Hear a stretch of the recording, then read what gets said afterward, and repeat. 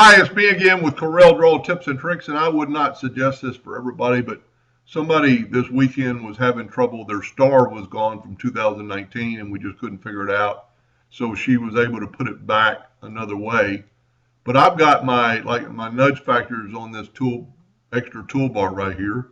So if you use a star a lot, instead of going to Pentagon and going down a star, you could put a star icon right there.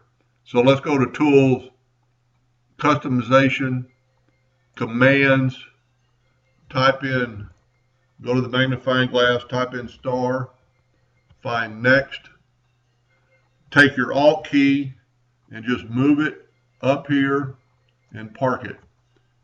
And then close this out and put OK. And then you would want to go to Windows or Tools and save as default. I'm not going to save it because I don't really care. So this way, if you've got your 2-point line or your freehand tool and you want to get the star, you can just click right there and you've got the star. Anyway, I hope that helped a little bit. Thank you for watching.